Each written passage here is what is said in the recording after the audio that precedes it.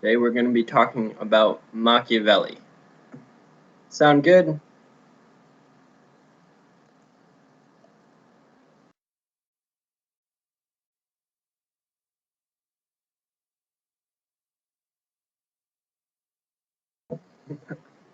Ahoy!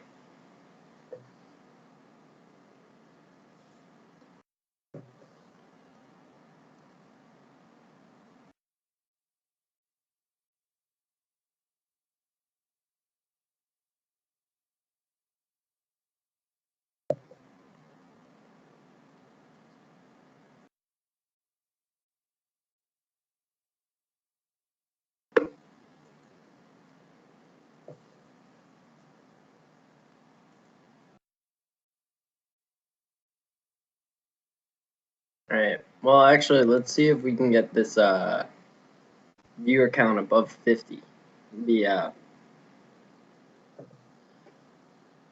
That'd be a achievement, or at the very least I'd feel like if we have half the people here, it'd be good to start. Oh, someone just left the room. Nope, we're back. 44.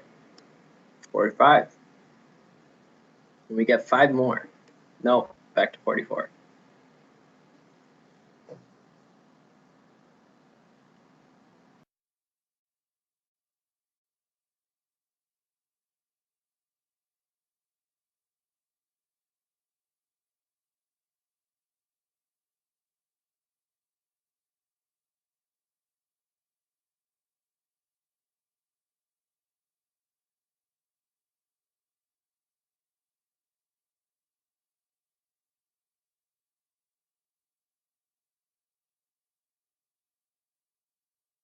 Down to 43.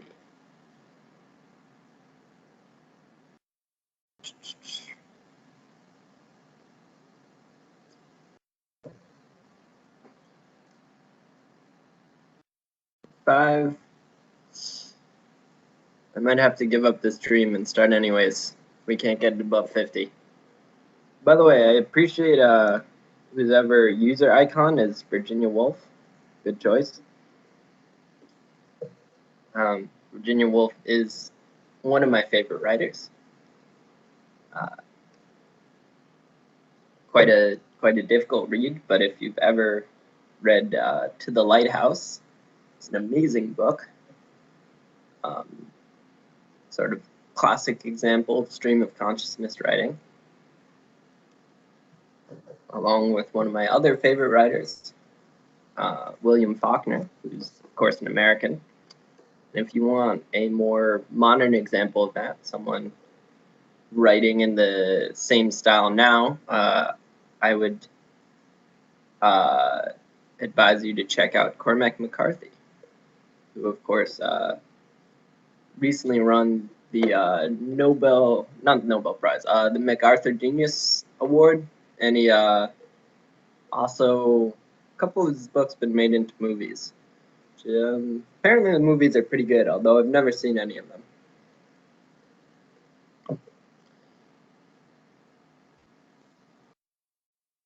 Well, alright. 46. Good enough. 905. Let's begin, and let's travel back in time to Renaissance Italy with the one and only Niccolo Machiavelli. Everyone can see my screen, yes?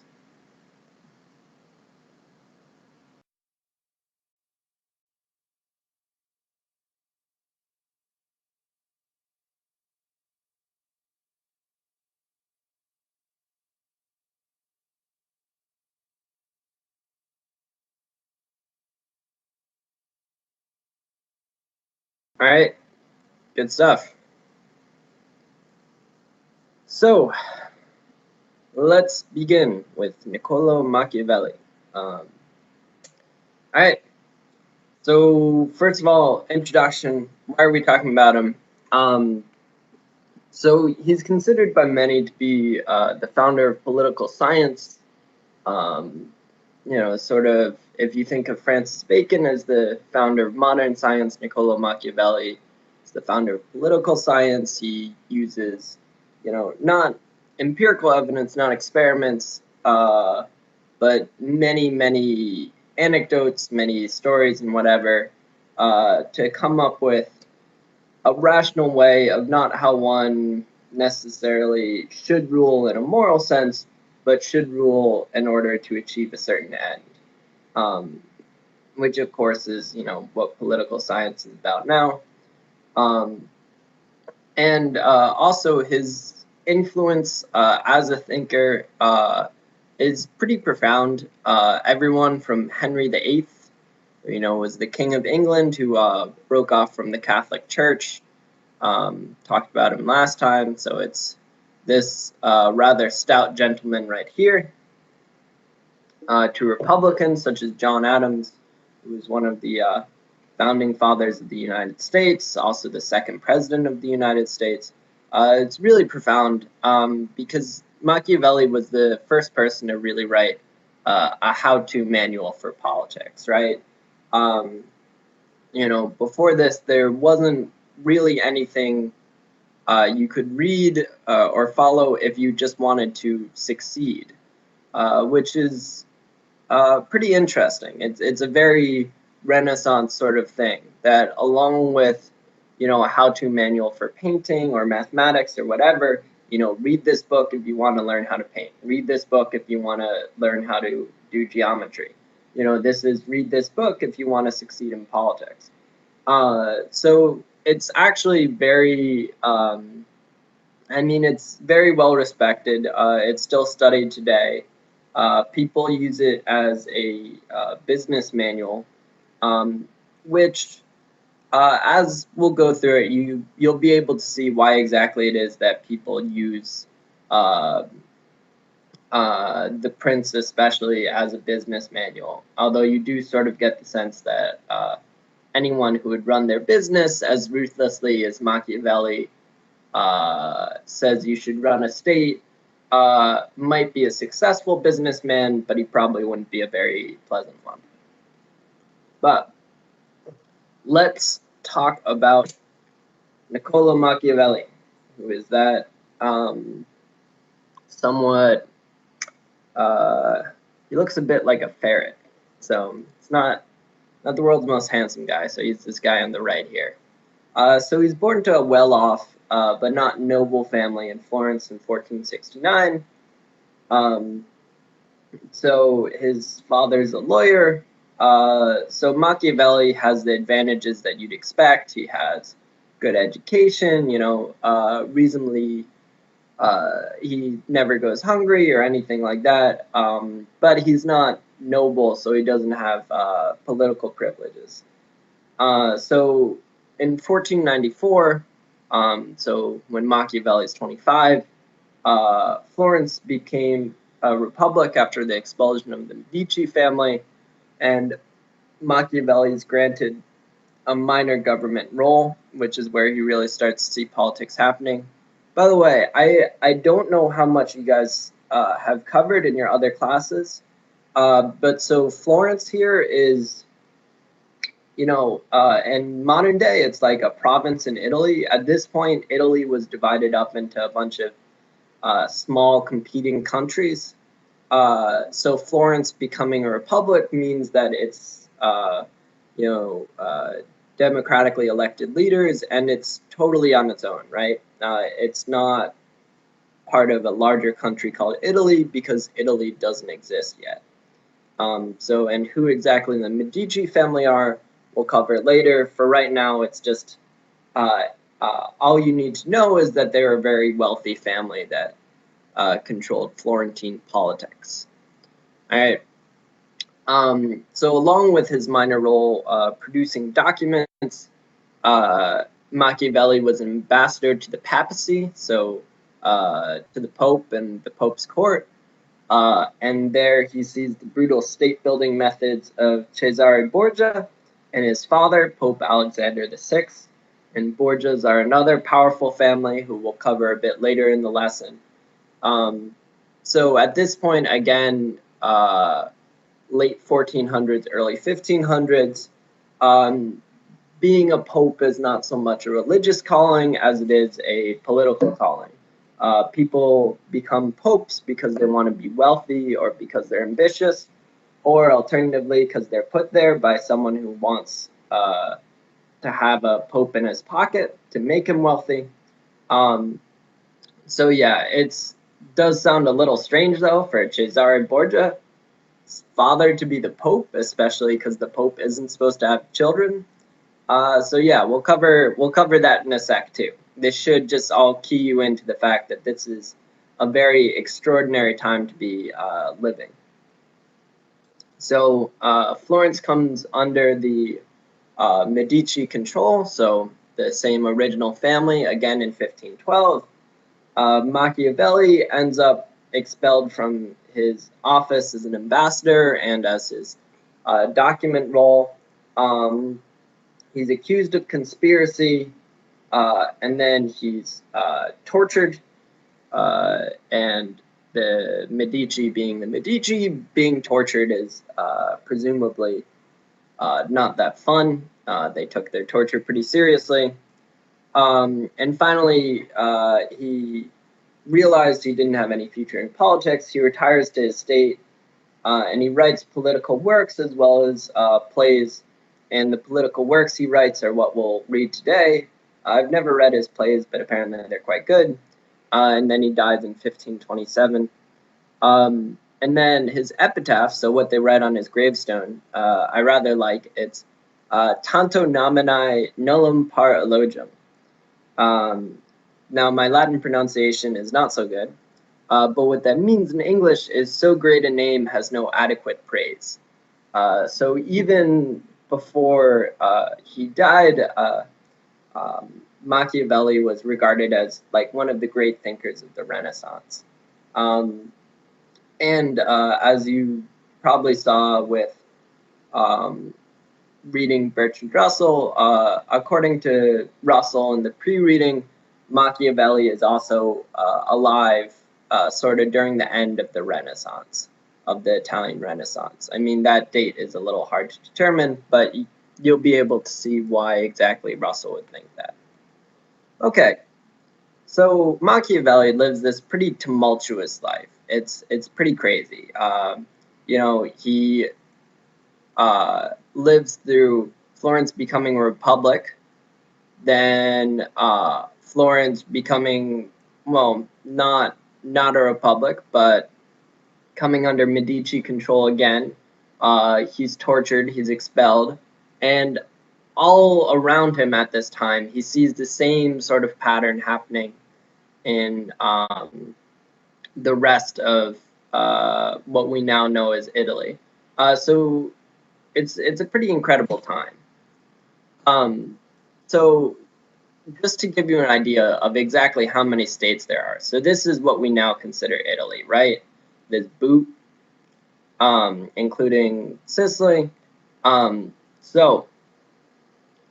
If you look at how many states there are, so this is Naples. This is the Papal States, so this is what the Pope controls. And then we've got Florence, and this is where Machiavelli is.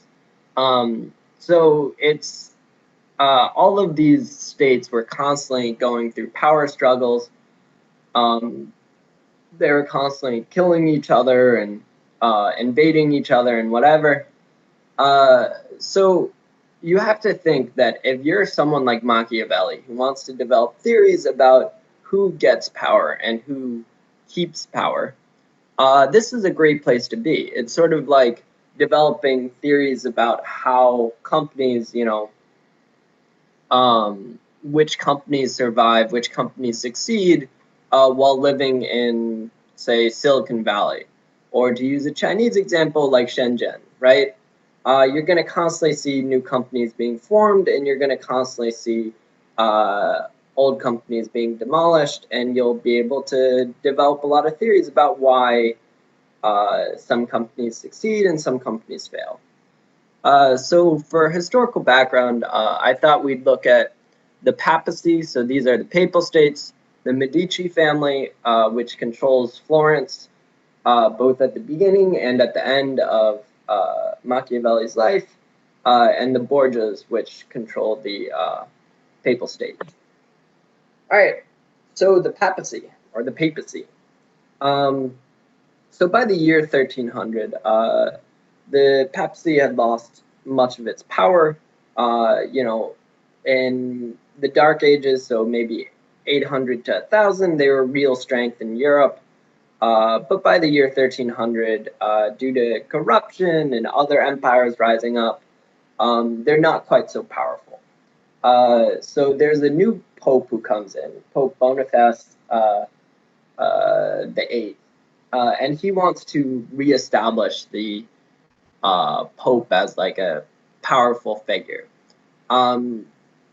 So he summons the King of France, which is probably the most powerful guy in Europe at that time, and he says, "You have to come to, my palace, my residence, and agree to, sort of pay fealty to me, to like kiss my ring." And he specifically declares, "God has placed us over the king and kingdoms." So the King of France, as the most powerful man in Europe, even though he's Catholic, is not exactly a fan of this idea of going to the Pope and being like, "Oh no, I'll do everything you say." So he refuses. The Pope gets mad, says nasty things. The King says nasty things. The Pope tries to excommunicate the King, and everything all goes crazy. And finally, French and what we would now call Italian, so it's sort of from various Italian cities, well, various Italian states, end up coming into the Pope's town and arresting him in 1303. So they only hold him for a little bit until the Pope is freed by the people of the town where he was living. But the Pope is sort of broken. It's possible that they also, tortured him or something like that. So this Pope then dies. So the next Pope sort of gets the message that maybe the last Pope shouldn't have been quite so harsh towards the French, and so he moves to France. And the papacy is then sort of French-controlled, and then really French-controlled until 1400, and then the papacy moves back to Italy, moves back to the Papal States and Rome. Except, as you might remember from your lessons, the French aren't a big fan of this. They're like, we really liked having the Pope under our control, so they appoint a Pope of their own. And then the two popes both declare each other. And by the way, one is called the Pope, and the other is called the Anti-Pope. So the Pope declares the Anti-Pope like a heretic. The Anti-Pope declares the Pope a heretic. No one's quite sure who to follow. It's not helped by the fact that, as I write here, the Pope in Rome, although sort of independent, is very much under the influence of these powerful families surrounding him. So the French aren't very inclined to listen to him. Eventually, this is settled in the Pope's official station. There's only one, and it remains in Rome, but it's still weak, corrupt, and dependent on foreign powers for protection and money. So this is, a far cry from the Pope of 500 years before, who was a real force and could launch crusades and whatever. These popes are sort of useless, and also famously pretty corrupt as well. And there are all sorts of stories about them drinking and having girlfriends and boyfriends and whatever, and just there's a joke about how the people take the sort of religious authority of the Pope less and less seriously the closer they are to him, until eventually you get to Rome and absolutely no one takes the Pope seriously. But finally, a new guy comes to the papacy. So he's still corrupt, and as we'll see, he is very, very corrupt. But he's not weak, and he's determined not to be dependent on foreign powers. His name is Roderick Borgia, or Rodrigo Borgia, and he takes the papal name Alexander VI. And so this is a picture of him. As you might be able to tell, this doesn't really look like a painting. It's because it's not. It's an image taken from the video game Assassin's Creed 2, in which Rodrigo Borgia plays the villain, or is the villain. I quite liked the video game when I was in high school, and I played it a lot. I would not recommend it for its historical accuracy, because they give Rodrigo Borgia magical powers and you have to defeat him. It is really entertaining though, and I sort of liked the image, so I put it up here. Luckily for you, this isn't the last image from Assassin's Creed 2 I have placed in this PowerPoint. All right, so who are the Borgias? Where do they come from, and why is one of them suddenly Pope? Well, so Rodrigo Borgia is born to a noble Spanish family, so in Spain, and Borgia is actually a Spanish name. So he enters the church as a young man, and as is sort of the tradition at the time, he's quickly promoted to a high position because his uncle is Pope Calixtus II. So this is, again, still during the time when popes in general were weak and ineffectual, but one thing they did have power over was being able to place who they wanted in positions of power. So, Rodrigo Borgia becomes wealthy and well-connected and gains a lot of administrative experience at a very young age, because he's pretty much instantly placed in this very powerful position. And despite the prohibition on church officials having children, that's the official prohibition. Again, actually, everyone has kids. Rodrigo Borgia is a little exceptional in the fact that he has 4 children who he openly acknowledges as his own. At the start of his life, he says, "Oh no, they're my nephews," but nephews and nieces. But by the time he's Pope, he's like, "No, these are my kids," which, again, it's a pretty extraordinary time in church history.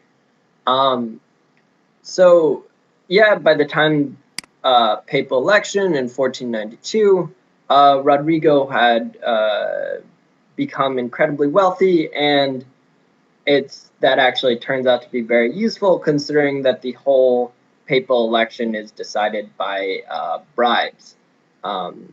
So yeah, Rodrigo essentially manages to buy the election and control the papacy.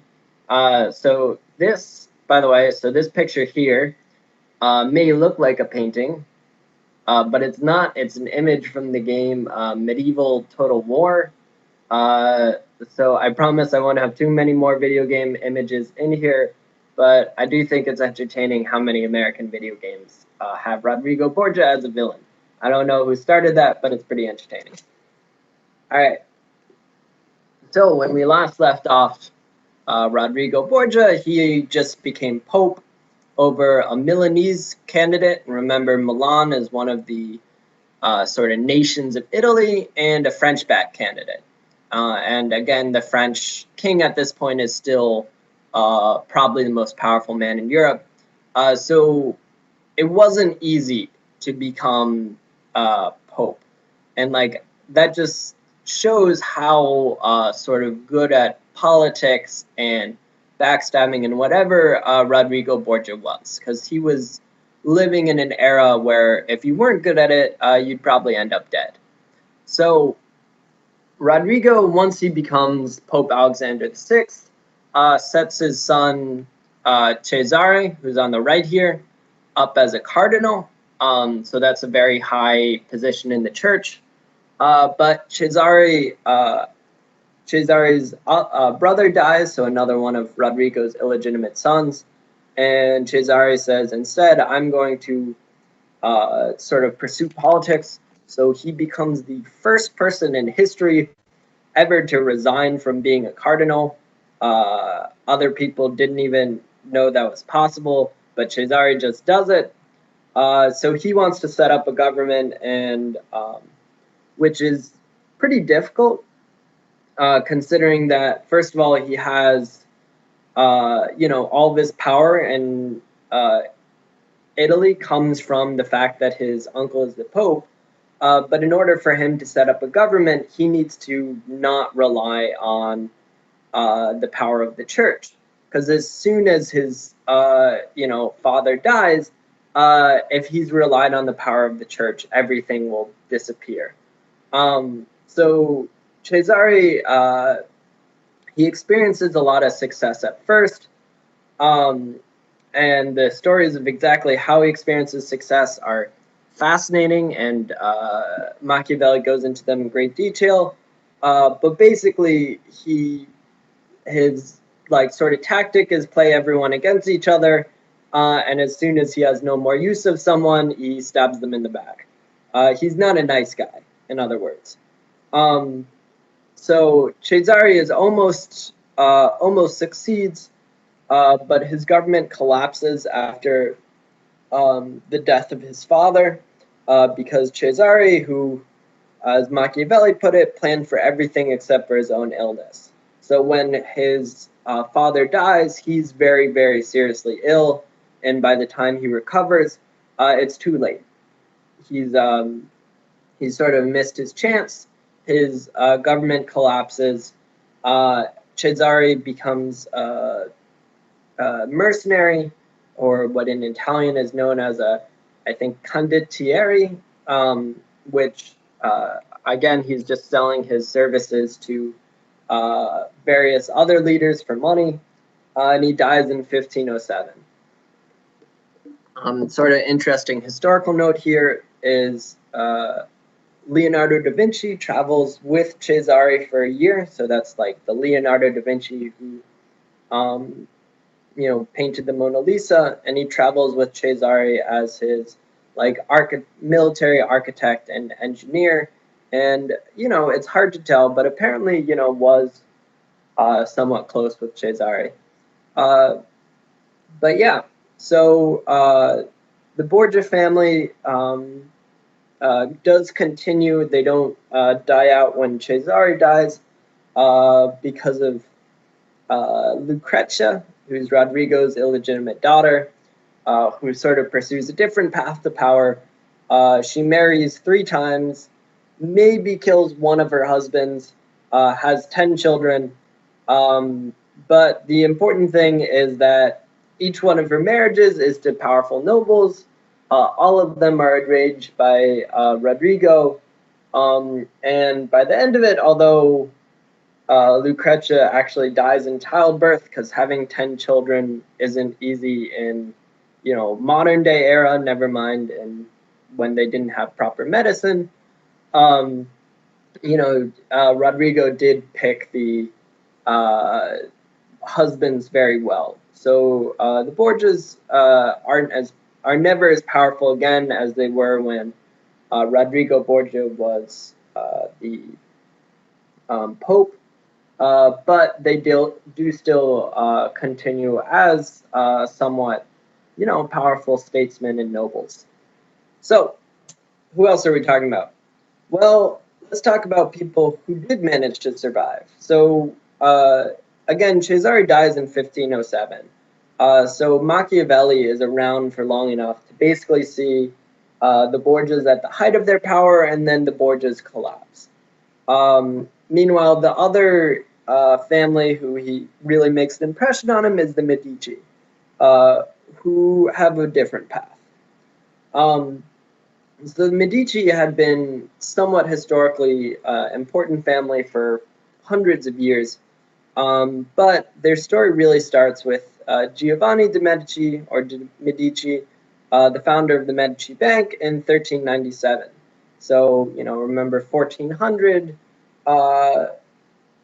late 1400s is when Machiavelli is born, so this is maybe the time when Machiavelli's grandfather was around.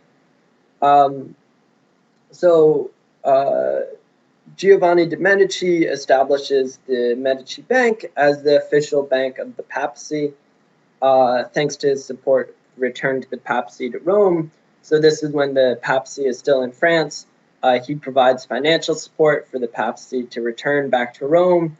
And while you still do have the Pope and anti-Pope situation, the Pope is grateful enough that they grant a lot of privileges and resources to the Medici, and they become very wealthy.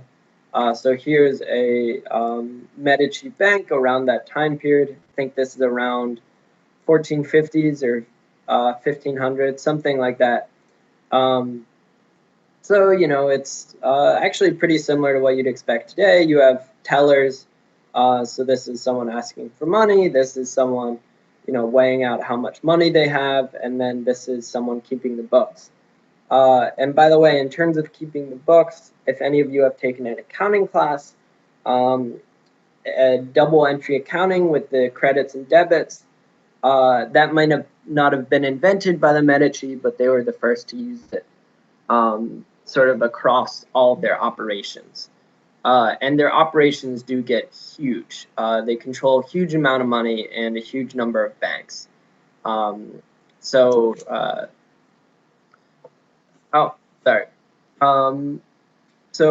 I apparently dropped a slide there. Well, anyways, so they control a lot of money. They control a lot of banks, but it really doesn't start really taking off until Giovanni's son, Cosimo de' Medici, who uses all the family money to establish himself as the ruler of Florence. And he doesn't do that with an army. He does that by using his money to buy votes.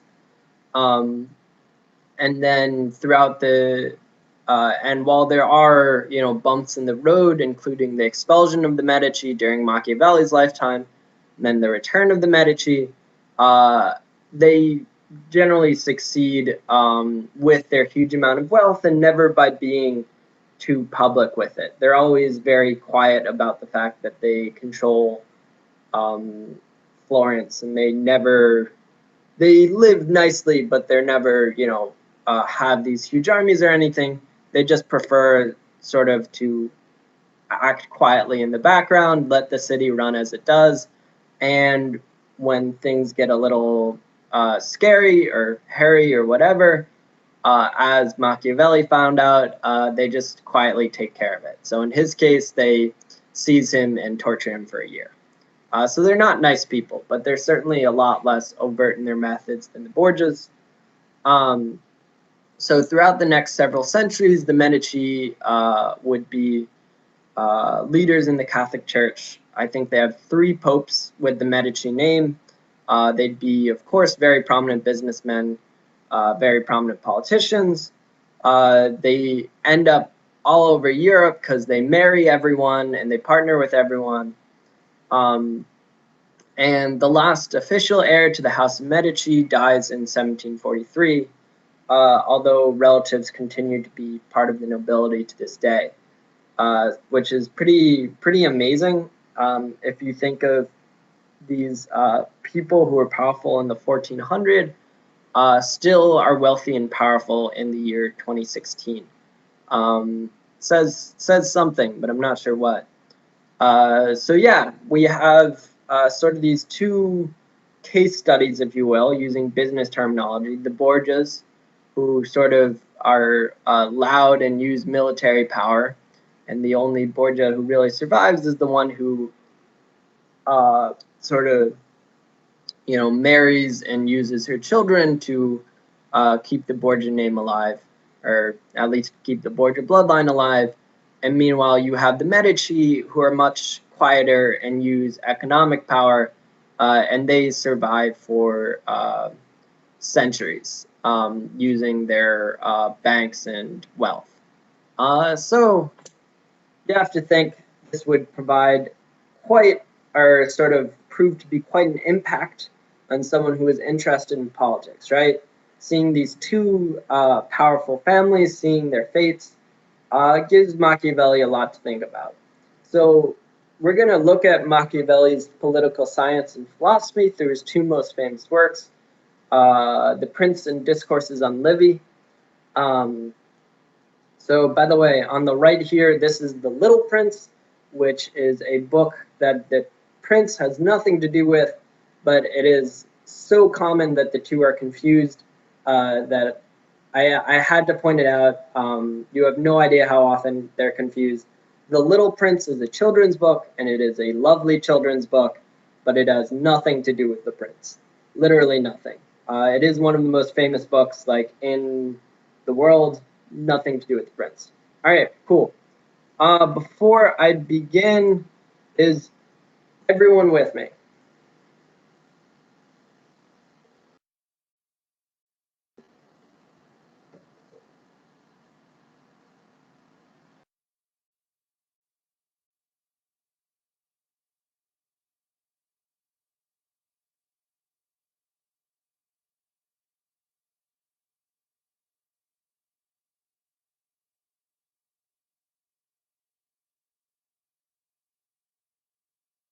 All right, great. And by the way, I haven't forgotten, we will do another break at the turn of the hour, another 5-minute break. All right, cool. So let's get back to this, back to the prince.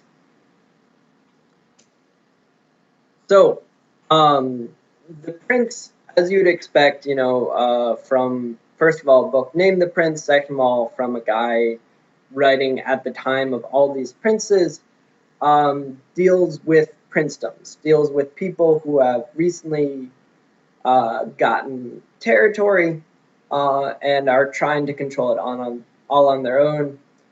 This is a quote that I think sort of explains the central premise of The Prince. Is he who neglects what is done for what ought to be done sooner effects his ruin than his preservation. By the way, if you're wondering why this is spelled effects, this is a secondary meaning of the word, which means to cause to come into being. So you can say this action affected a change, so it made a change come into being. So by this, Machiavelli means he who neglects what is done for what ought to be done. So someone who does what they think they should be doing will sooner affect his ruin. So will sooner make his ruin come about, will sooner, sort of destroy himself than cause himself to be, preserved or, survive. So this is very much a very practical book. It is not about what you should be doing on a moral sense. It's what you should be doing if you don't want to end up dead. All right, so there's a lot of different categorization of different types of princes and princedoms. There's, hereditary prince, which Machiavelli just pretty much dismisses, and he says it's really easy to get your princedom from someone else. There's new conquests added to older states. There's conquered kingdoms. There's free states. There's princedoms which have been conquered by virtue or skill and ambition. Princedoms which have been conquered by fortune, which is, luck or goodwill. Conquest by criminal virtue, like by cruel and immoral deeds. Selected by one's fellow citizens. So, if you think of the Aristotelian mode of categorization, Machiavelli is certainly within that. There are a ton of categorization, and we'll go into the specifics of each later on. The important thing to know now is just there are a lot of different types of princes, there are a lot of different types of princedoms, and Machiavelli has sort of reasoning or advice for each of them. Other general things he says about princedoms is the way you define a strong or a weak princedom is a strong one is one which can defend itself. A weak princedom depends on allies. And he explains that, like, really, if you want a state to survive, if you want a princedom to survive, you need a strong army and sound laws above everything else. So that's sort of his what every princedom should be striving for: a strong army, sound laws. If you have that, then you've sort of succeeded. It doesn't mean you can totally rest, but if you don't have that, you are always at risk of being overrun or collapsing or anything like that. He's also really, really against mercenaries, and again, people who are paid for money, paid to fight for money, and that makes sense because in Machiavelli's time, he sees a lot of mercenaries who are supposed to be fighting for someone, get paid by someone else, and then turn on their masters. So he's saying you need an army for yourself. You need your own laws. And the final sort of general advice here is most men are content as long as they're not deprived of their property or women. So, his advice for every princedom is if you want to keep things going, if you don't want it all to collapse, just make sure everyone keeps their property, make sure every man keeps his woman, and everyone will be happy. Which we might say now is a little misogynist. You might ask, well, are the women happy? But Machiavelli is not too concerned about that. So that's his end goal for every princedom: is strong army, sound laws, and you'll be fine as long as no one's losing their property or their women. And this is first edition of The Prince. So Il Principe di Niccolò Machiavelli, al Magnifico Lorenzo di Piero de' Medici. So this is Lorenzo, so of the Medici. So he's the sort of the patriarch of the Medici when Machiavelli is lived.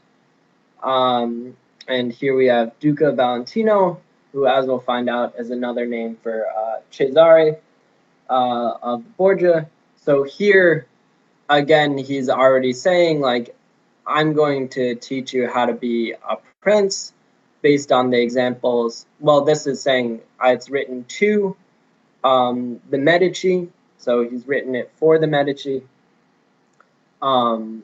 which again, he's like trying to get back into political favor, which is why he writes it. And he's written it to the Medici about the life of Castruccio Castricani and Il Duca Valentino. So he's writing it about this guy and Valentino. All right, cool. So that's the prince in terms of princedoms. And then there's probably the most controversial portion of the prince. And as you know from your pre-reading, this is the part where people say it actually seems like Machiavelli is promoting evil, like there's something wrong with him, or maybe he's not meaning what he says. He's just trying to impress the people who could get him back into political power, because this is the qualities of a prince. And as we'll go on, it sort of feels like reading Peter Singer. As we'll go on, like you'll get to the point where you sort of realize that when Machiavelli is talking about how you need to act to be a prince, it gets pretty dark. So it says, prince should focus on perfecting the art of war because being disarmed makes you despised. So that's really like the primary goal of a prince, is to be good at war. And this includes both physical practice, which he says through hunting, and hunting also has the added benefit of making you familiar with your territory, and mental practice, so you should be studying military history. So again, this goes back to the strong army thing. The prince himself should be able to lead the army and lead it well. This is where it gets a little more sketchy. A prince should always appear virtuous, but not always be virtuous. So his idea is like, if you're going to be an effective prince, people should always think that you're a good person, but you shouldn't be a good person. Like, when you're a prince, you are going to need to do bad things sometimes. The important thing is that try not to let people notice them, or if they do, try to do things that would make them either forgive about it or forget about it. However, if that's not possible, well, we'll see. So a prince should not be generous because generosity requires high taxes, and he'll be hated if he discontinues his generosity, but he should be generous with other people's money. Again, Machiavelli is not writing a guidebook for saints here. He says don't give away things, because then people will just expect that you can always give stuff away, and then you're going to need to raise taxes, and then people will be mad at you. But if you have the chance to give other people's stuff away, then you should. Like, that's a good way of gaining favor. And then this is maybe the most famous quote of the whole thing. It is better to be feared than loved, because men worry less about doing an injury to one who makes himself loved than to one who makes himself feared. And finally, a prince should always appear to keep his word, but again, just like virtue, he shouldn't be afraid to break his word. So when you put all this together, you get a guy who, Machiavelli's ideal prince. He's incredibly warlike. He's not a good person, and Machiavelli says, don't be a good person. Don't be a generous person. If you have to choose between being loved or feared, be feared. So make people scared of you. And finally, don't be afraid to lie to everyone. So you can understand why this would be controversial, because even in Renaissance Italy, when this was stuff that everyone was already doing, and Machiavelli uses examples of Pope Alexander VI, so Rodrigo Borgia, and he was someone who was really great at appearing to always keep his word, but always breaking it. So he was really good at lying to everyone.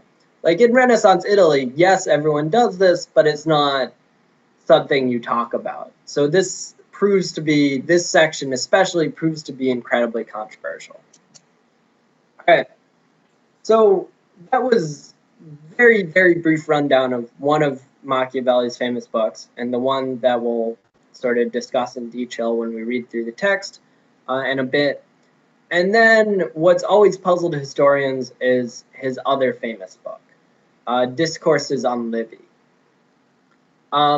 So the weird thing about Discourses on Livy is, while the prince is all about, basically, if you're going to be an effective prince, you need to be the world's biggest jerk. You need to be able to do whatever is possible or whatever is necessary and not care about the moral consequences. Discourses on Livy is not like that. Discourses on Livy is about republics and how to create a fair and just government that's good for the people. So as we'll discuss in detail, people sort of debate about this for a long time.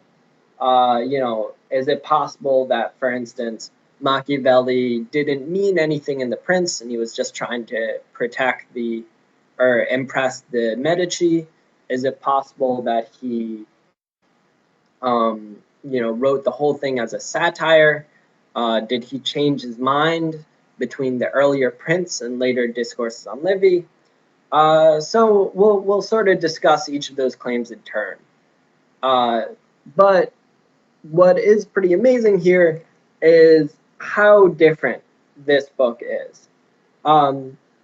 So it's based around the central thesis that the ancient Romans had achieved political greatness. They had achieved a fair, just, and successful society, and meanwhile, all these little warring states around Machiavelli failed to. And Machiavelli says everyone agrees that the Romans achieved political greatness, but then everyone's like, well, that'd be impossible now. And they don't think anything more about it. And Machiavelli says, no, we could also achieve political greatness by studying the past. So this book, Discourses on Livy, it's based on a Roman history, maybe the most famous Roman history, called Ab Urbe Condita, which is a history of Rome from the beginning through Augustus, the time of Augustus, which is when it was written by the Roman historian Livy. So Machiavelli sort of uses that as his evidence when he discusses how to build a republic. And Machiavelli, most interesting in this book, says republics are the ideal form of government. Princedoms are not the ideal form of government because liberty needs to be the ultimate goal of a state, and liberty can only be achieved in republics.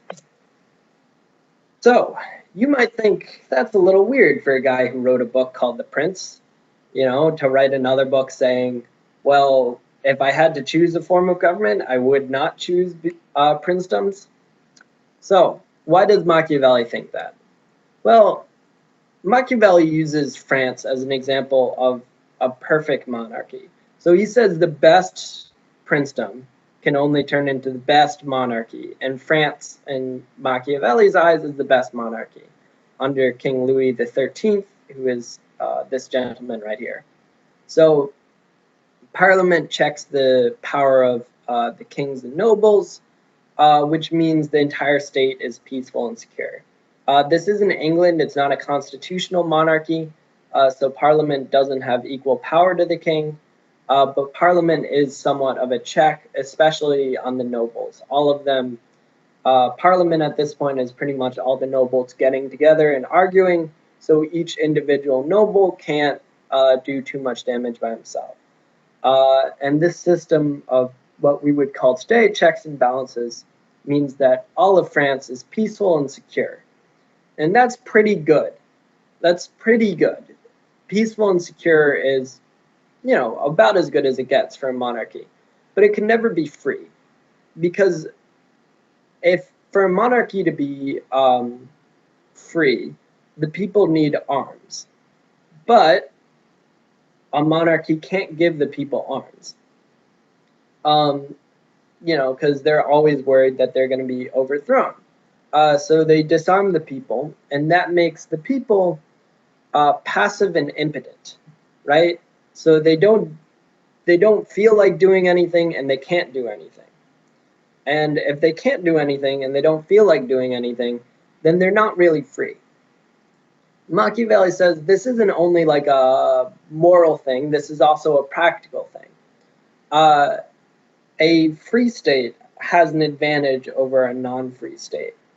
And the non-free state is that, or the free state has free discourse. People can talk freely and they can say whatever they want.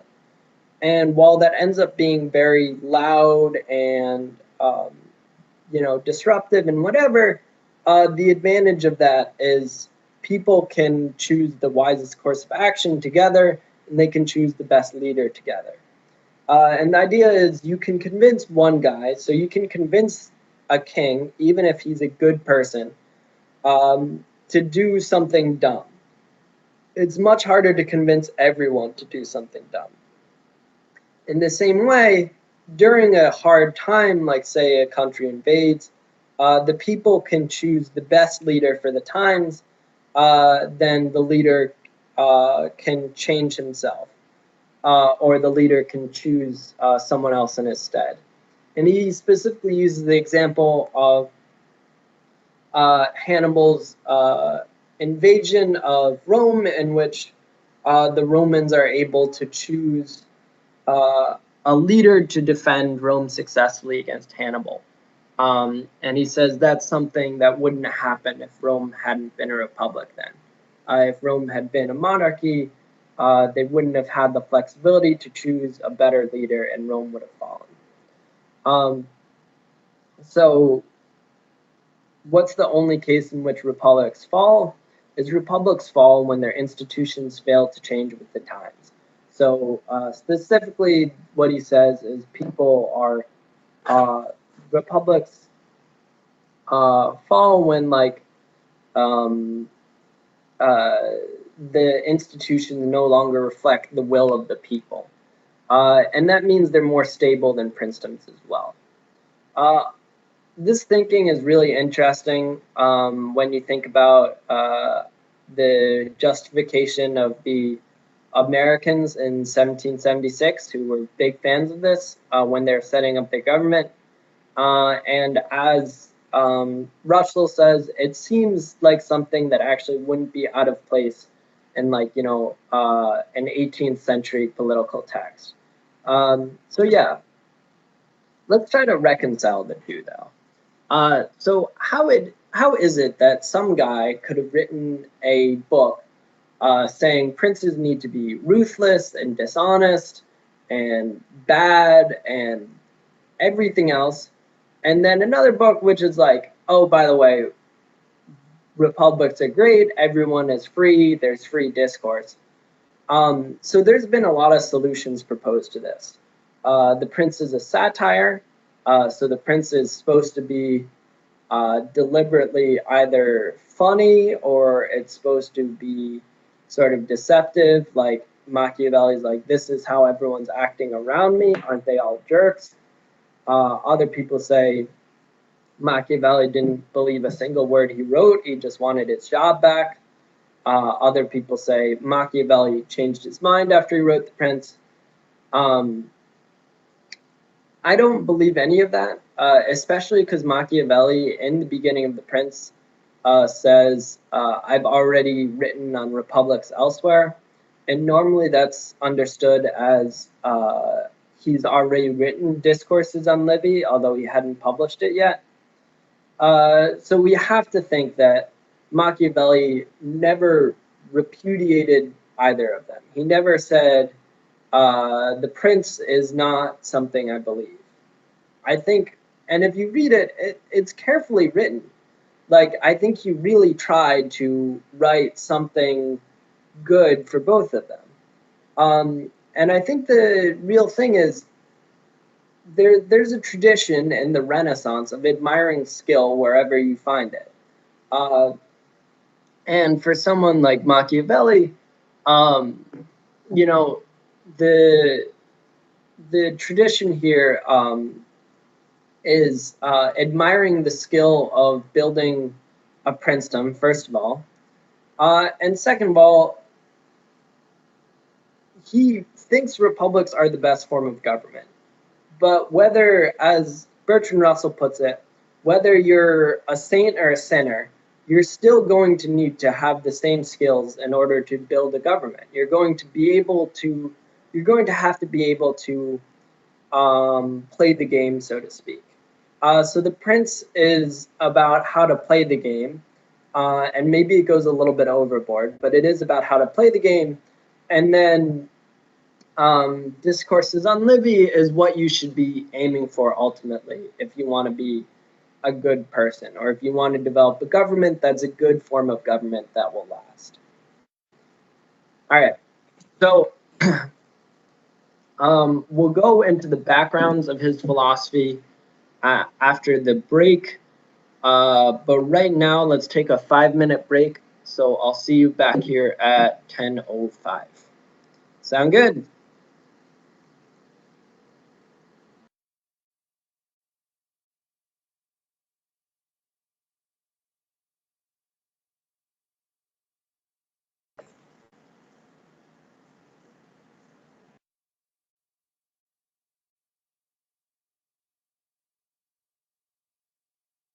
Ready to start again?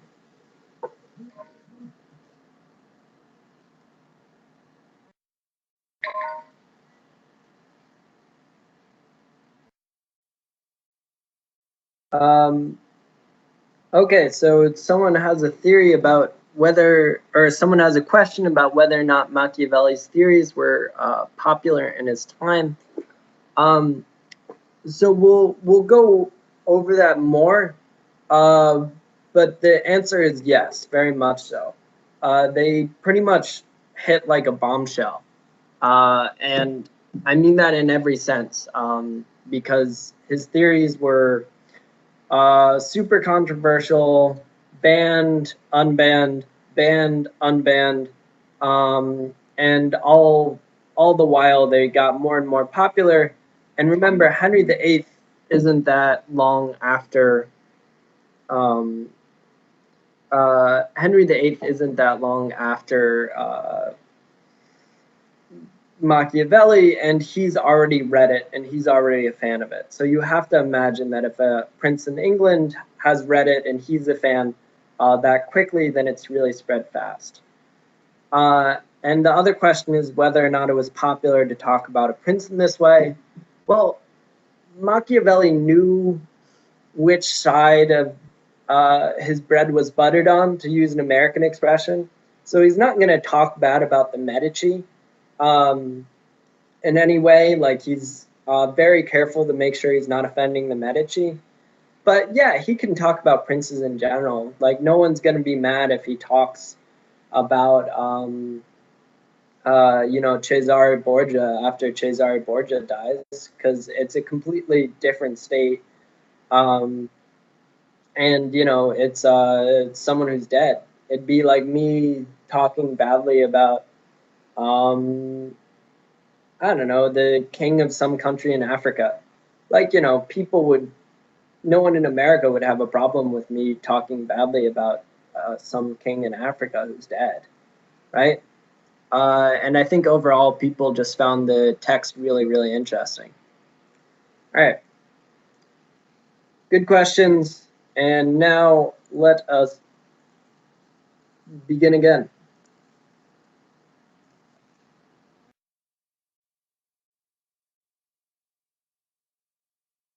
So let's talk about some background to Machiavelli's philosophy. How does he come up with this? Why is he writing this stuff? This is actually surprisingly difficult. So he's, in a lot of ways, an entirely original thinker. He's trained in the philosophy of the ancient Greeks and Romans. He speaks he knows Latin and he knows formal Latin, so he can read all the ancient Roman texts. Uh, People don't think he knew Greek, but that doesn't really matter because everything important would have been translated into Latin. Um, so it's actually sort of hard to tell where he gets his ideas from. And the best we can do is look at the genre in which the Prince was written in, a genre like self help or whatever, and see how Machiavelli both follows and breaks the convention of that genre. And this here is a picture of one of Leonardo's war machines. I just thought it was cool, sort of around the same time, and maybe Da Vinci tried to build something similar for Cesare Borgia when they were wandering around fighting various battles. But all right, so the Prince is written in a style called Mirrors of Princes. So they're essentially these advice books to princes, in which people say, you're a prince, this is how you should act. So the difference between how Machiavelli writes and how everyone else writes is that the Prince was written for effectiveness. This is how you should act if you want to win. And meanwhile, Mirrors of Princes were normally written like this is how you should act if you want to be a good person. So the best known example of Mirrors of Princes is a book called the Cyropedia, written by Xenophon. It's written about Cyrus the Great by Xenophon, student of Socrates, who you may remember as the one that Russell thinks is really stupid. It's funny because Machiavelli really likes Xenophon. At least he quotes him way more than he does Aristotle or Socrates or anyone else you think you should quote. Machiavelli's a much bigger fan of Xenophon, apparently. So if they lived at the same time, Machiavelli and Russell would have had an argument, maybe. By the way, this painting on the left. I didn't have a great one to put here. I was trying to see a Prince looking at himself in the mirror, but I couldn't get one. So instead, I've got Prince, the musical artist, the recently deceased musical artist, uh, in the style of the Little Prince, which I thought was cute, and I rather liked it. All right, but it has nothing to do with Machiavelli, unfortunately. Okay, so let's talk about the Cyropedia. So the Cyropedia is written by Xenophon, student of Socrates, around 370 BC, about Cyrus the Great, who founds the Achaemenid Empire, which is one of the largest empires the world has ever seen, and the largest empire in the world up until that point. And Cyrus the Great was about 100 years before Xenophon, so Xenophon only knows about him through stories. He doesn't know about Cyrus the Great firsthand. So the book starts with this observation: the only ruler who really managed to command all people was Cyrus. And Xenophon wants to find out why this is, and being written in the mirror of Prince's style,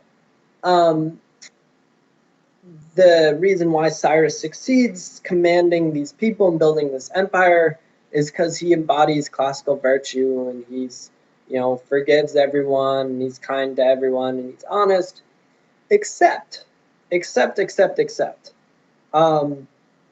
there's something a little sneakier there, and you get the sense of it as you read it, that Cyrus, he seems to be, forgiving and honest and kind, except he sometimes does things that aren't so nice. So for, a sort of minor example is, he has to conquer Babylon. So when does he invade it? Well, during a festival. All of Babylon is partying and celebrating, and Cyrus comes in with an army and kills them, and then takes over the, whole country, or takes over the city. So, yeah, to someone like Machiavelli, you have to think this is getting, he's starting to think like, judging by my experience with princes, I get a sense of there's something different going on. So he reads really closely into this, reading between the lines, and he comes up with the idea that Cyrus, he appears to be forgiving, he appears to be kind, but really Cyrus is as sneaky as everyone else, or actually sneakier. And this is what fascinates Machiavelli. So that's really what Machiavelli, that's really all we can say about the philosophical influences on Machiavelli. Is he's certainly writing in the style of Mirrors of Princes. But the direction he's taking the genre is so different that it's hard to say that much more about what influences him. So we're gonna start reading excerpts now. So by the way, the whole book is written in like sort of like an Aristotelian book. There's not a central argument. There's just a bunch of categorizations and what to do for each. So it's really interesting and really well written, but unfortunately it's a little hard to come up with sort of a general thing to say about it, and we certainly can't go through all of it.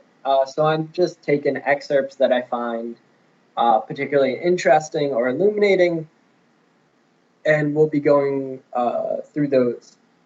So, but about the Prince, so it's first distributed from correspondence, so from letters which were intended to be published in 1513. It's first published in printed form in 1532, 5 years after Machiavelli's death, by permission of the Medici Pope. So again, you get the idea that if the Pope specifically has to allow it, and this is, by the way, a Pope with the last name Medici, who is firmly under the Medici control, the Pope specifically has to allow it. It's a pretty serious deal. So someone was asking how popular it was. Here's a direct quote. there were in circulation approximately 15 editions of Prince and 19 of the discourses and French translations of each before they were placed on the Index of Paul IV in 1559, a measure which nearly stopped publication in Catholic areas except in France. So yeah, if you think of popularity, there were 15 editions of the Prince, 19 editions of the discourses, and translations of both books. And that is, so it was published in 1532, and this is in 1559, right? 27 years later, and then it's banned by a new pope, Paul IV, and then later on it's unbanned. So yeah, it was very, again, it dropped like a bombshell. So, and this is the cover of the Penguin Classics edition. So this is a very modern version. All right, so let's actually start reading this. And again, I'm just taking excerpts here. So, and firstly, if it not be entirely new, but it is, as it were, a member of a state which, taken collectively, may be called composite, the changes derive chiefly from an inherent difficulty which there is in all new principalities. All right, so this is, first of all, a translation. Second of all, this is a translation from about the year 1900, so it's a little hard to understand. So he's talking about, again, he's categorizing how princedoms work. And he says there's, you know, in the very beginning, he says there are a couple different kinds of princedoms. And he says, I'm not dealing with hereditary princedoms, because if you inherit the whole thing from your father or whatever, it's super easy to hold. You don't need any advice. Just don't be a complete idiot and you'll be fine. He says, but what if, for instance, you take on a new territory? He says, well, that, you know, what he could be called composite, you know, new territory and old territory, you're going to get the difficulty that you get in all new principalities. So, what's that difficulty? Men change their rulers willingly, hoping to better themselves. This hope induces them to take up arms against him who rules, wherein they are deceived, because they afterwards find from experience that they have gone from bad to worse. So here he says, yeah, you get the same difficulty everyone gets with a new principality. So it's at first really easy because men, you know, the men of the province are like, yeah, this new guy will be way better than the old guy. They take up arms, they help you force the old guy out. And then they're like, oh, wait, the new guy is even worse than the old guy. And then they're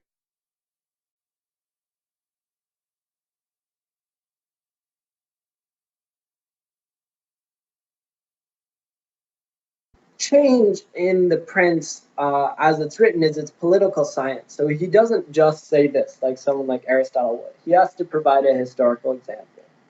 So here he provides a historical example of King Louis XII, who was the king right before Machiavelli was, you know, writing this. And he says, for these reasons, Louis XII, King of France, quickly occupied Milan and has quickly lost it. And to turn him out the first time, it only needed Lodovico's own forces, because those who had opened the gates to him, finding themselves deceived in their hopes of future benefit, would not endure the ill treatment of the new prince. So again, this is a historical example, which is probably happening like 60 years before Machiavelli's writing this. King of France comes down and he occupies Milan, which is one of the powerful cities and also states of, you know, Italy. And it's really easy for him to occupy it the first time. But the second time is a little more, but it's also really easy to kick him out. Because everyone was like, yeah, come in, Louis. And then it's like, oh, wait, he's just another king, and he's also terrible and wants a ton of money from us. So the old duke comes in and he easily kicks the king of France out. All right. So now we've got more classifications. He says, well, yeah, let's go more into a composite state. Let's go more into a mixed state.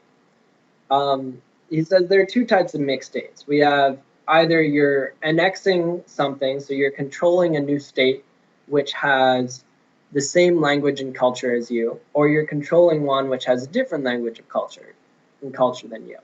So he says if you annex a state which has the same language and culture, if you wish to hold them, you only have to bear in mind two considerations. One, that the family of their former lord is extinguished. The other, that neither their laws nor their taxes are altered. So in a very short time, they'll become entirely one body with the old principality. So yeah, this is ruthless, right? He says, don't worry if like you're occupying somewhere that has the same language and culture as you. It's pretty easy. All you do is you go in, you find the family of the guy who used to live there, and you extinguish them, right? Like a candle, like putting out the flame of a candle. Just kill them all. So you kill all of them. You don't change any of their laws and taxes, and then they'll be happy. Like, and they won't have any of the old king to sort of rely on. It's it's vicious. It's vicious. It really is. Um, so, however, when states are acquired in a country differing in language, customs, or laws, their difficulties and great fortune and great energy are needed to hold them. One of the greatest and most real helps would be that he who has acquired them should go and reside there. Right? He says it's much more difficult to try to acquire territory in a country differing in language, customs, or laws. You can't just do the same trick of kill everyone who used to rule there and then keep everything else the same. He says you need good fortune and great energy. So one thing that makes Machiavelli an original thinker again is that like he emphasizes fortune, and you'll see him come back to it again and again.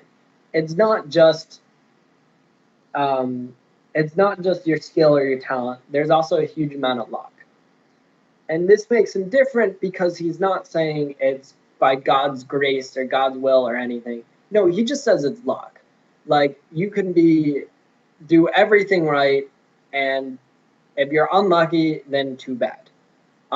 So he'll come back to fortune again and again, and he uses um, a metaphor which you may have even heard. It becomes quite famous, where he says, "Fortune is a woman, and you know sometimes she favors you, sometimes she doesn't favor you." And he's quite misogynist. He says sometimes you need to hold her down and beat her, um, which does make you sort of think that he probably was a terrible husband. But it is an interesting metaphor with that emphasis on that idea of sometimes you're lucky and sometimes you're not. Sometimes you can take control of your luck and sometimes you can't. But with all that in mind, how do you make things a little better? Well, you need to reside wherever you set up in a country. You need to stay there. Because if one is on the spot, disorders are seen as they spring up, and one can quickly remedy them. But if one is not at hand, they're heard of only when one can no longer remedy them. So if you're living in the state which you annexed, that's good. You can see disorders as they spring up, and you can take care of them. You can see when things are going badly, and you can take care of them. But if you're not there, you can only you'll only hear of them once it's too big to take care of them. So this is interesting advice. One thing that's interesting about this that Machiavelli doesn't mention is that the Medici don't do this. The Medici generally try to stay away from where they're ruling because they're afraid that they're afraid of a knife in the back, really. And Machiavelli says this is a bad idea. And he's probably, while he's writing this, thinking of the Medici being expelled from Florence. He's saying if they had lived directly there, they could have had sort of their ear on the ground, and things wouldn't have gotten so bad that they would have been kicked out in the first place. So, and then he has another quote where he says, "How do you remedy disorders? If you see things are going bad, things are getting unhappy, what do you do?" And Machiavelli being Machiavelli, he's not, you're not great. He says, "Upon this, one has to remark that men ought either to be well treated or crushed, because they can avenge themselves of lighter injuries, of more serious ones they cannot. Therefore, the injury that is to be done to a man ought to be of such a kind that one does not stand in fear of revenge." So, yeah, it's pretty bad. He says you either treat a guy well, you're either nice and kind, or you crush him, or you just make sure he can never hit you again. And you have to think, Machiavelli's own life, he's expelled from his job, or he's tortured for a year, then sent off and never allowed back in politics again. You have to wonder if he's thinking, yeah, I'd say that was actually a pretty good idea.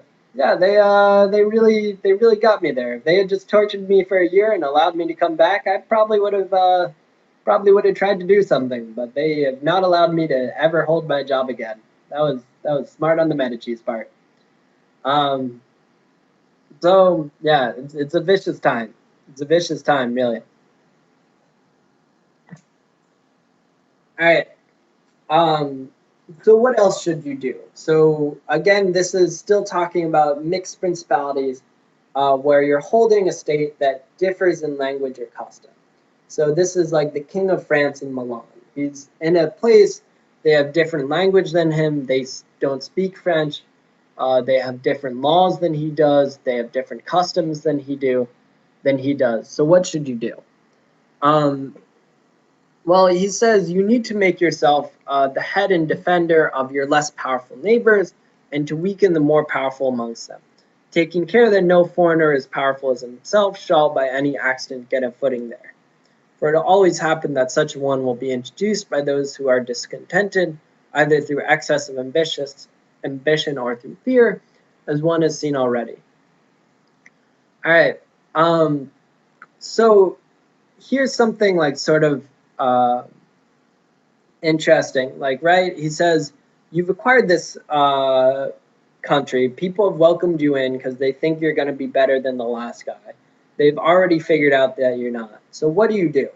Well, you look at your neighbors and you make yourself the head and defender of your less powerful ones and the enemy of your more powerful ones.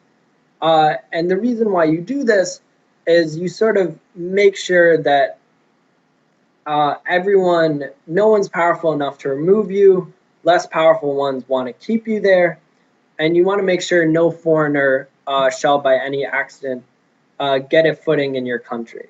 You want to make sure now that you've entered through that door, you shut it behind you, because you know someone else is going to come in through the same method. Someone else is going to come into your people, and they're going to say, hey, like, I know, your current ruler has treated you really badly, but I would treat you great. And that's the worry, that they're going to say that, and then your people are just going to abandon you. So again, let's see how he uses an example for this. Let's see how he uses his historical example. So the Romans and the countries which they annexed observed closely these measures. They sent colonies and maintained friendly relations with the minor powers without increasing their strength. They kept down the greater and did not allow any strong foreign powers to gain authority. Greece appears to me sufficient for an example. So the Romans, and here he's talking about the ancient Romans. For Machiavelli, this was a time which was alive. As in Discourses on Livy, even though this happened 1,500 years ago, he's still thinking of it as the present time. So he's saying, well, what did the Romans do? So they sent colonies and maintained friendly relations with the minor powers, and they kept down the greater and did not allow any strong foreign powers to gain authority. So again, defend the weaker people, uh, don't allow the stronger people to do anything you don't like, and don't allow any strong foreign powers to gain authority. So let's look at Greece. So the Romans, the Achaeans and Aetolians were kept friendly by them. The kingdom of Macedonia was humbled. Antiochus was driven out. So these weak people, they were friendly to. These powerful people, and Macedonia, yeah, that's where Alexander the Great comes from. So Macedonia, even though it's not as powerful at the Romans when it was with Alexander the Great, they're still a powerful and warlike kingdom. So they humble them. They make sure they're kept weak. And then the foreign power, Antiochus, who's Persian, gets driven out. They kick him out of their territory. Except, yet the merits of the Achaeans and the Aetolians never secured for them permission to increase their power, nor did the persuasions of Philip ever induce the Romans to be his friends without first humbling him, nor did the influence of Antiochus make them agree that he should retain any lordship over the country. So he's friendly to the weaker powers, but he doesn't. But the Romans don't allow them to increase their power. The Romans were okay with being friends with Philip of Macedonia, but they're never okay to be his friend without first, making him weaken himself. And Antiochus could have been a useful ally of the Romans and helped them rule, but still it wasn't enough for them to keep him around. They were like, we don't want anyone other than Greeks in Greece. We don't want anyone coming in. Like the only non-Greeks who have power in Greece need to be us, because any foreigner who has power in Greece is dangerous for us. All right, cool. So that was how the Romans did it well. The Romans were good at this. Meanwhile, King of France, not so good. So remember, King of France, he invades Milan. He gets kicked out the first time because everyone's like, we thought the King of France was going to be a better ruler than Duke Lodovico, but it turns out he is not. It turns out he's a way worse ruler. So they welcome back Duke Lodovico. King of France comes in with a bigger army, takes back Milan. So now he's controlling Milan. What he should have done, according to Machiavelli, is then he should stay in Milan, be friends with weak people, be sort of antagonistic towards stronger people, and kick out any foreigners. But what does he do instead? Let us, anyone now, consider with what little difficulty the king could have maintained his position in Italy had he observed the rules above laid down, kept all his friends secure and protected, for although they were numerous, they were both weak and timid, some afraid of the church, some of the Venetians, and thus they would have always been forced to stand in with him. By their means he could have easily made himself secure against those who remained powerful. So Machiavelli is like, the king of France had it easy. He could have he had a lot of friends, and he had a lot of weak friends. And they were afraid of the church, they were afraid of the Venetians, and this is Venice, right? Famous city with the canals running through the streets. So Venice is a major power at this point. So people were afraid of the church, and they were afraid of the Venetians, all these small, weak countries. And so he could have just kept them all as his friends. And he would have kept the weak people as his friends. They would have supported him, and that would have given him a lot of protection against the strong people. What does he do instead? Well, he was no sooner in Milan than he did the contrary by existing Pope Alexander to occupy the Romagna. It never occurred to him that by this action he was weakening himself, depriving himself of friends and those who had thrown themselves into his lap, whilst he aggrandized the church by adding much temporal power to the spiritual, thus giving it great authority. So this is Pope Alexander VI, Rodrigo Borgia. So King Louis gets to Milan, and the first thing he does is he helps out one of the most powerful people next to him. He helps out the Pope occupying the Romagna, which is Rome as a state. And this will end up being one of the sort of permanent territories of the church for a while. So this is really dumb, according to Machiavelli. He's hurting the Romagna, who could have been his friends. He's making everyone else weak around him worried that he's going. The next thing he's going to do is help the church occupy another very weak state. So all the weak people around him are worried. And meanwhile, all he's done is help out a strong person. He's helped out the church. The church is already the head of Catholicism. They don't need any help being more powerful.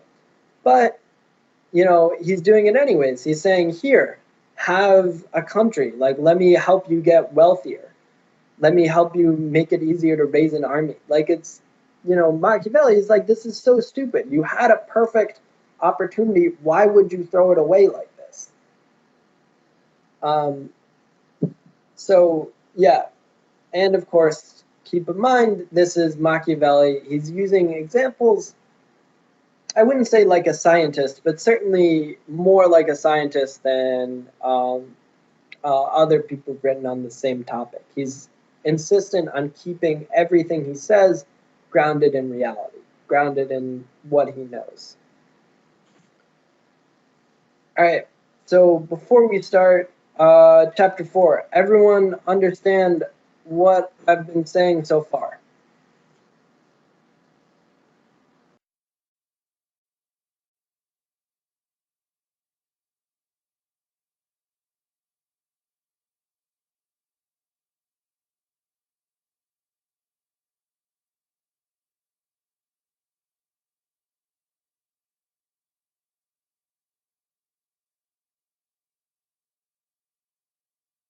All right.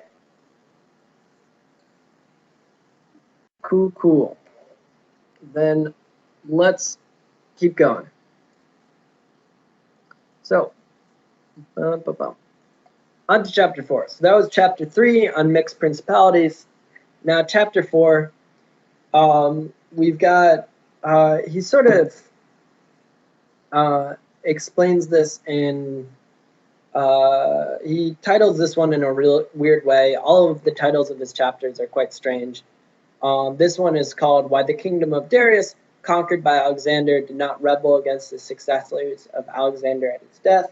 This is Alexander the Great conquering Persia, right? That's the kingdom of Darius. And his answer here, or what he's really dealing with here, is what are the different types of principalities you can conquer? And he says there are two. So I answer that the principalities of which one has record are found to be governed in two different ways, either by a prince with a body of servants who assist him to govern the kingdom as ministers by his favor and permission, or by a prince and barons, hold that dignity by antiquity of blood and not by the grace of the prince. Such barons have states in their own subjects, who recognize them as lords and hold them in natural affection. So there are two different types of principalities. Either you have a prince and servants, so this is just one powerful figure, and then everyone else are basically there only because the prince lets him. Or on the other hand, you have prince and barons. And then you have basically a prince and then a bunch of minor leaders. And they hold their position regardless. The prince can't dismiss them, and that means barons have their own power. And these recognize them as lords and hold them in natural affection, right? So you have one major power and a bunch of minor powers. And what are the two examples of these governments? And we're all going towards why is it that Alexander the Great's successors found it easy to hold Persia after Alexander died. So he uses the Turk and the King of France. And this is the very beginning of the Ottoman Empire. And one thing that you have to know about the Ottoman Empire is they have a very weird and interesting form of government. A lot of their most high up administrators are actually slaves. Um, and same thing with a lot of their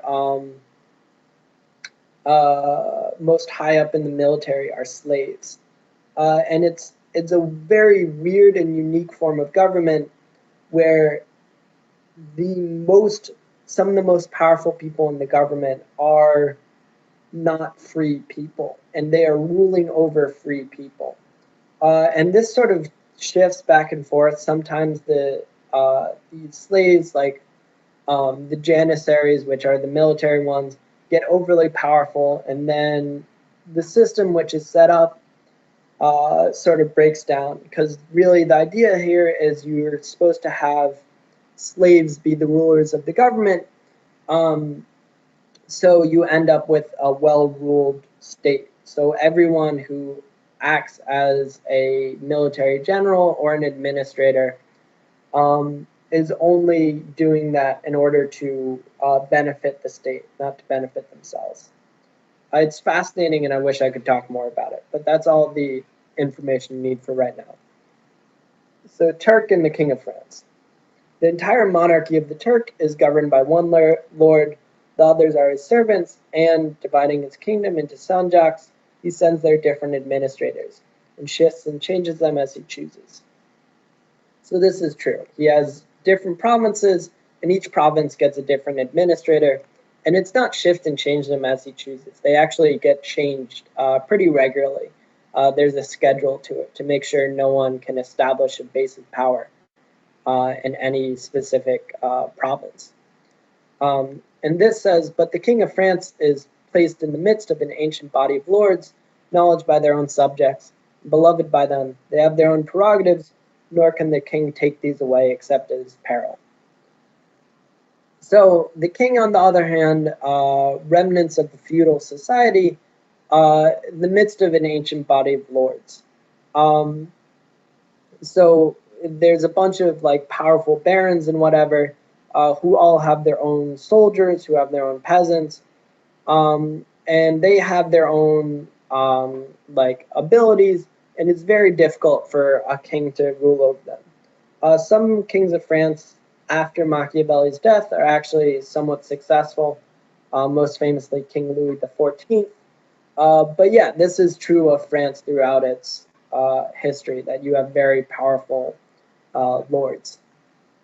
So therefore, he who considers both these states will recognize great difficulties in seizing the state of the Turk, but once it is conquered, great ease in holding it. The causes of the difficulties in seizing the kingdom of the Turk are that the usurper cannot be called in by the princes of the kingdom, nor can he hope to be assisted in his designs by the revolt of those whom the Lord has around him. So it's hard to conquer the Ottoman Empire, seize the state of the Turk, because you're not going to be assisted by anyone who lives there right now. All the administrators who live there now are servants of the king. So no one's going to help you. No one's going to rebel against the king. They don't have the power to. This arises from the reasons given above, for his ministers, being all slaves and bondmen, can only be corrupted with great difficulty. One can expect little advantage from them when they have been corrupted, as they cannot carry the people with them for the reasons assigned, right? Hard to corrupt them, and there's not much advantage to it. However, let's go back to our original thing, Kingdom of Darius.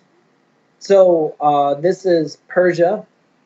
It was similar to the Kingdom of the Turk, and therefore it was only necessary for Alexander first to overthrow him in the field, then to take the country from him.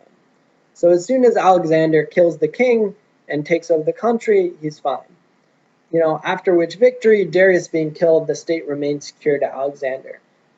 He just sort of he assumes the place of Darius. All the slaves report to Alexander now, and it's fine. There's no more bases of power left.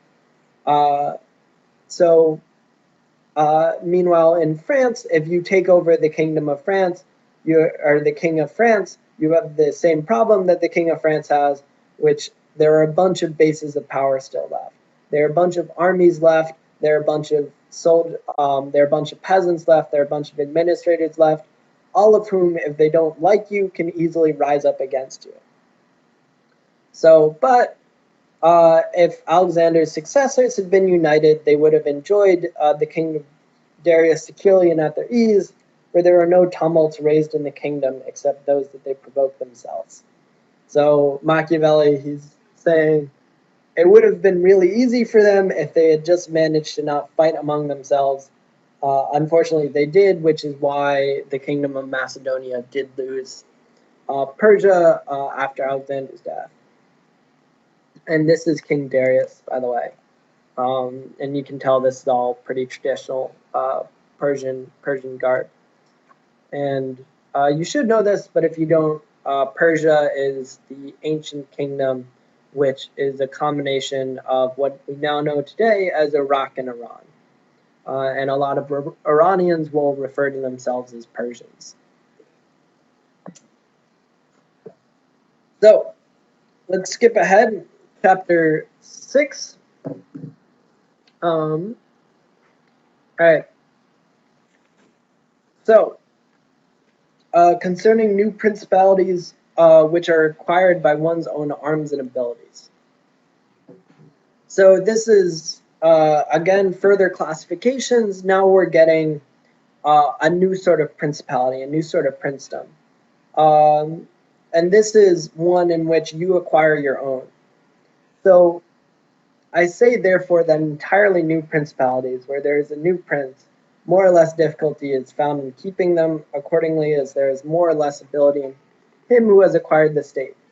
Now, as the fact of becoming a prince from a private station presupposes either ability or fortune, it's clear that one or other of these two things will mitigate in some degree many difficulties. Nevertheless, he who has relied least on fortune is established the strongest. So the strongest person here is the one who has relied least on luck and most on ability, although everyone has to rely on luck to some extent. Like the luckiest person is someone whose father is super, super powerful and is just like, here, have a princedom, and then you have it. And according to Machiavelli, that's a very easy start, but it'll be hard to keep it. It's much easier to keep it if you sort of establish, if you've established it yourself. So who are these people who've established it themselves? But to come to those who have by their own ability and not through fortune have risen to be princes, I say that Moses, Cyrus, Romulus, Theseus, and such like are the most excellent examples. So you may notice something a little interesting here. Machiavelli, who is supposedly a Catholic, and supposedly should hold Moses, as one of the founders of Judaism and therefore one of the founders of Christianity, who received the Ten Commandments from God and should be a holy figure. Machiavelli is just placing him on this list of a prince who has established a kingdom of his own ability. You can imagine that when you think of why exactly Machiavelli's books were banned, this is probably one of the reasons. It's a little, even today, people would be a little offended if you were like, well, speaking of princes who are managed to establish these kingdoms of their own abilities, let's talk about Moses. So, yeah, but we get Cyrus here, from Xenophon. We get Romulus, a mythical founder of the Romans, and Theseus, mythical Greek hero. This is pretty common, mixing sort of myth and truth. Romulus, for instance, almost certainly didn't exist. So that is somewhere in which Machiavelli gets pretty sloppy. It's hard to tell if he realizes that Romulus, Theseus, and maybe Moses are probably didn't exist, are mythological. It's hard to tell. All right. So, and in examining their actions and lives, one cannot see that they owed anything to fortune beyond opportunity, which brought them the material to mold into the form which seemed best to them. Without that opportunity, their powers of mind would have been extinguished. Without those powers, the opportunity would have come in vain. So, we're looking at their lives, and we see the only thing that they owe to fortune is opportunity. So they don't have powerful fathers or suddenly come into a lot of money. Their only luck is that they get just the chance. And Machiavelli says, yeah. So they need that chance. You do need some amount of luck. But all they needed was one little bit of luck and then everything else from their own ability. And he says, those who by valor sways become princes like these men acquire a principality with difficulty, but they keep it with ease. Because the innovator has for enemies all those who have done well under the old conditions, and lukewarm defenders and those who may do well under the new. So it's very hard to start a new thing. Because everyone who's done well so far is going to be your enemy. Everyone who you're opposing is going to be your enemy, and everyone who would benefit from you is not convinced yet. And I think things like this, you get the idea of why exactly Machiavelli is read as a business advice now. Like if you think of, instead of acquiring a principality, starting a new company, it can sort of describe being an entrepreneur, right? Everyone who would not be benefited by what you're doing is going to be your enemy. So it's going to be hard to, when you're going up against the established people, everyone who would do better under your company, working with your company than with the old one, is at best they're lukewarm defenders. They're like, yeah, I guess I'd do better. But they're not going to really go up to bat for you. Meanwhile, everyone who would be disadvantaged is definitely going to go up for bat for the other guy. So it's hard. And by the way, so this is Lady Luck. So this is Fortune. Remember, Fortune is a woman. And this was, if you want some advice, if you're ever looking for an image for Lady Luck, don't search it in a public place, because as I found out the hard way, this is by far like the least risque picture that I found while searching for Lady Luck. All the other pictures I found would have been totally inappropriate for a PowerPoint. So if you want to search for your own pictures, do it in your own room and do not do it in a public place, or like I did in my office, because it's a little awkward to do it in an office. All right. So it is necessary, therefore, if we desire to discuss this matter thoroughly, to inquire whether these innovators can rely on themselves or have to depend on others. That is to say, whether to consummate their enterprise, have they to use prayers or can they use force? So this is when it gets particularly bad, using the example of Moses. So he says, do you rely on yourself or do you depend on others? And he sort of, it's weird that he says use prayers or use force, but I'm guessing he means prayers here is praying that someone else will help you. Or do you just do it yourself? Do you just force it? What's the answer? In the first instance, they always succeed badly and never compass anything. But when they can rely on themselves and use force, then they are rarely endangered. So he says always use force, never pray. Hence it is that all armed prophets have conquered and the unarmed ones have been destroyed. Besides the reasons mentioned, the nature of the people is variable. Whilst it is easy to persuade them, it is difficult to fix them in that persuasion. Thus it is necessary to take such measures that, when they believe no longer, it may be possible to make them believe by force. So you can think the Catholic Church was probably not a big fan. Why did Moses succeed? According to Machiavelli, not because he had God on his side, not because, he was right. No, it was because he was an armed prophet. It's because once he had persuaded people and they started like turning away, it was hard to like keep them persuaded. So then he made them keep being persuaded by force. This is actually biblical. If you think of the Old Testament, when Moses is up on the mountain, 10 Commandments, the people do rebel against him. And then it's true, Moses comes down, sees people rebelling against him, gathers an army, and kills everyone who rebelled against him. So that is actually accurate according to the Bible, but probably not what the church wants to hear.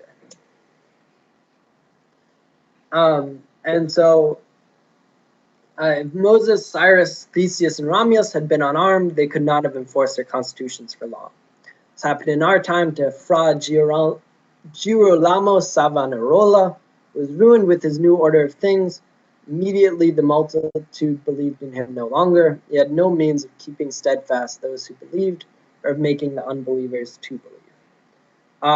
So Machiavelli, part of the reason why the Medici were expelled the first time is this very charismatic friar went around being like, everyone's corrupt, the church is corrupt, the Medici are corrupt, throw them out. And it worked, and he had a lot of followers, and he succeeded. And then as time went on, he got a little less popular, and the church, they're not a big fan of this. He's attacking their backers. He's a dangerous guy. They're like, stop it. He says no. They're like, stop it or we'll excommunicate you. He's like, no. And then the church convicts him of heresy and burns him to death, basically. And the lesson that Machiavelli gets from this is, if you're Savonarola, it's fine to come to power by being very persuasive, but you need an army.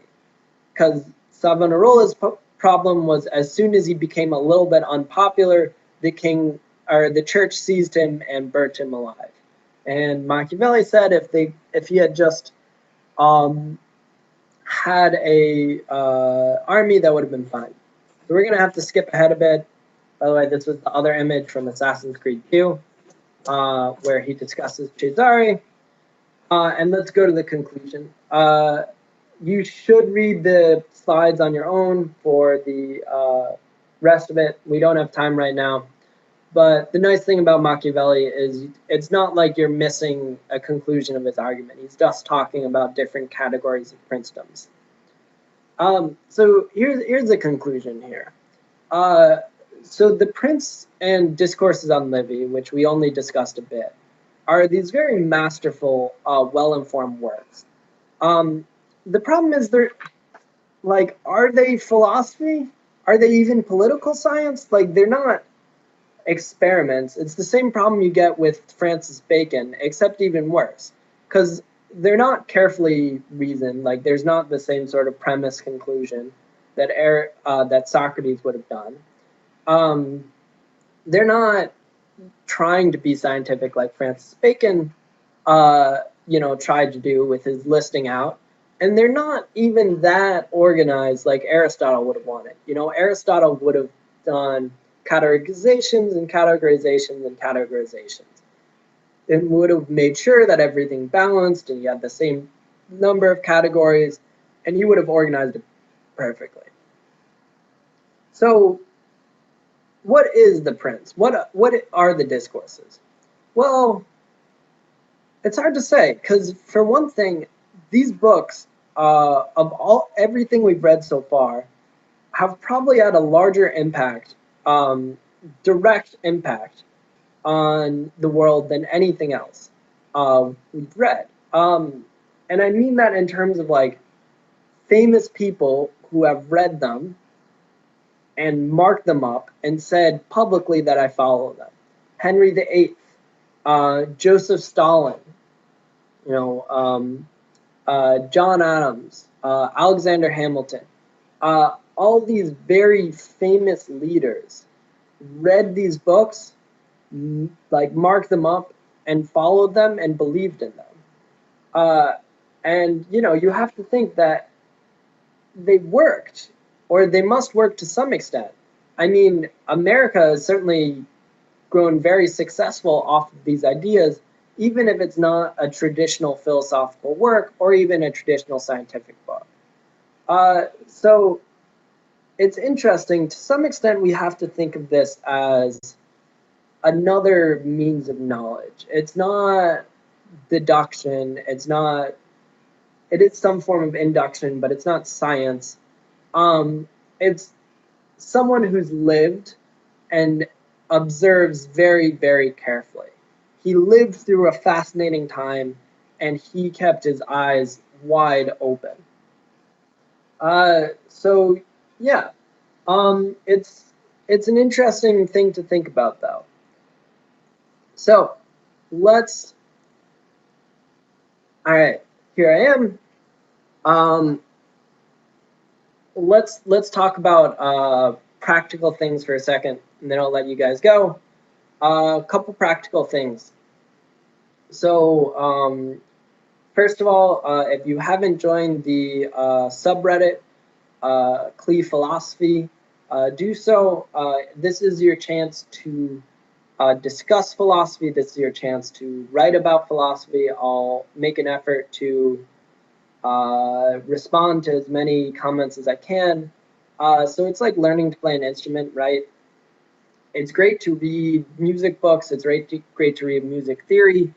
But actually writing philosophy, actually discussing it, and also for your English, writing English and having to form sentences and paragraphs, that is how you will get good at English. That is how you will get good at philosophy. So please join the group. If you want instructions, one of our teaching assistants has written up a lovely manual which you can read and follow, and that'll tell you exactly how to join it. I look forward to seeing you there. The other practical thing is on July 16th, my older brother, Wodaguga, is getting married.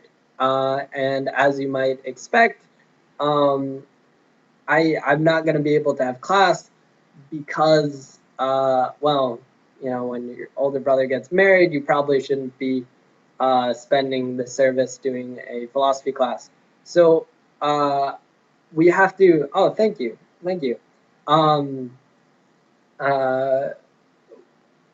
not sure exactly how we'll handle it. If someone else will take over my class, or we'll just have a break and then come back the next week. But unfortunately, there will be no class for July 16th. And yeah, but what I will do is in either today or tomorrow, I'm going to post up new questions to discuss about Machiavelli. There's still the old question about Francis Bacon there. And you guys can join in the discussion on Clee philosophy. And I will, thank you. It's so nice. And yeah, I look forward to seeing you guys all in 2 weeks. All right, bye-bye.